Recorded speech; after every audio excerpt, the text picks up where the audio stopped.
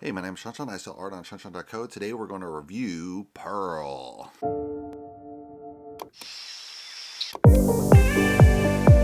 So Pearl, if you didn't know, is a film by Ty West. He also directed, he also edited, so a lot of interaction, very, very tightly woven. Time is an hour and 42 minutes, so right around the sweet spot of like an hour and a half. Actors are Mia Goth plays Pearl, David Corenswe plays the Projectionist, Emma Jenkins-Purro plays Misty, Alistair Sewell Howard plays Howard, Matthe Sunderland plays Pearl's father, Tandi Wright plays Ruth, her mom. So this is the story, the precursor to X, which came out I think last year or so. Porno film shot on this farm, and it goes astray and everyone gets killed. So this is the actual younger version of the wife and husband and their daughter Pearl, who's going to become this crazy person. And Pearl's story starts off, she's on this farm, she doesn't really like it, she wants to leave the farm, which I can identify a lot because my mom grew up on a farm, she hated it, wanted to leave.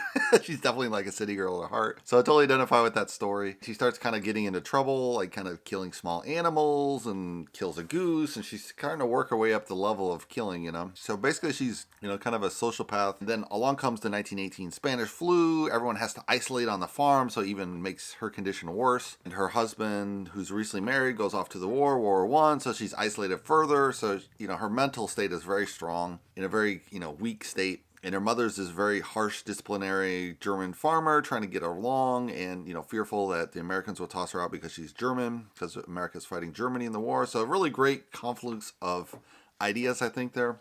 The thing is, if you look at the timeline of 1918 and then I think 1970 something where they shot X, that's 60 years apart, so probably Pearl would have been born between 1910 and 1920, and Howard the same. And they wouldn't be born, I guess, 20 years before that. They would be, like, for this film to work, she would have to be born in 1920 or something. That really doesn't make any sense. Or 1900, she would have been born to be 18 in 1918, so I don't think it really works. But it's a minor detail, and it's really great to kind of combine Spanish flu into this because everyone went through COVID, so everyone can relate to the horrible isolationism of living under COVID and how that would affect a mind, especially someone that's kind of sociopath tendency, and just drive them fully into it. So great backdrop. You can overlook that discrepancy just a little bit. I mean, you only catch it by analyzing the years, so most people are going to not see that. There's great build of Pearl wanting to escape. She's waiting for her husband to show up. He stops sending letters. Is he dead? She doesn't know. Should she run away? And she goes sees a film and runs into the Projectionist, and he's kind of trying to seduce her and says, I live a bohemian life. I just pop around all across the country, and I'm going to go to Europe. It's going to be great. And he wants to be a film producer or something, right? And she's like, ooh, this would be exciting. So that kind of sets the stage for later, after he kind of rejects her later on, after he seduces her, she's like really pissed, right? And things go terribly astray for him. There's this great build too of the characters. They're German farmers. They speak German. They do speak some English, obviously, but they're very wary of getting in public, and the mother's fearful of this flu. So it's just this terrible isolationism on the farm, and it's even made worse by COVID. Although if you think about it, people growing up the farm, because I grew up in pre-cell phone era. I was briefly in Richmond, Indiana, which is not a farm town technically, but it is surrounded by farms, and it is a small city, and it's very isolationist. And I remember great periods being super bored because you run out of stuff to do, you run out of games to play. The TV is not that great because there's only 3 channels, or maybe 2 channels because the reception is horrible. So I totally get the people being isolated, but you're used to being bored. So I don't know that gap, modern day era with the cell phone. You go away for a weekend camping, you have no cell phone. It's like,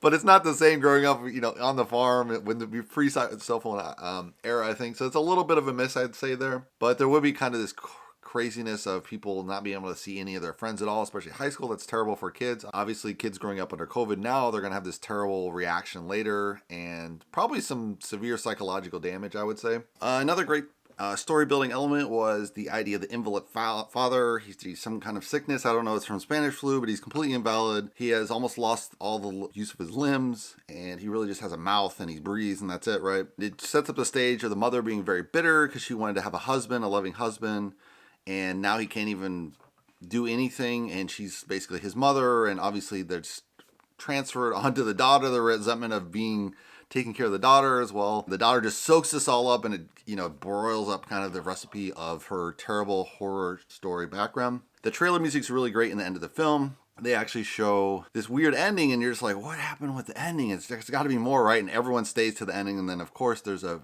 shot after the end credits, which is really great. So they just trail that whole thing with pure music, and the music's just disturbing. You're like, there has to be something more to this story. It just doesn't end this way. And it sets the stage for the third movie that's going to be coming up, which is The Daughter of Pearl, probably in Hollywood as she becomes a porn star. So we'll see what happens there. Hope you guys like my review. See you guys next time. If you'd like to subscribe, give me a thumbs up. You can subscribe below. And I'll see you in the next movie review. Thanks for watching, guys.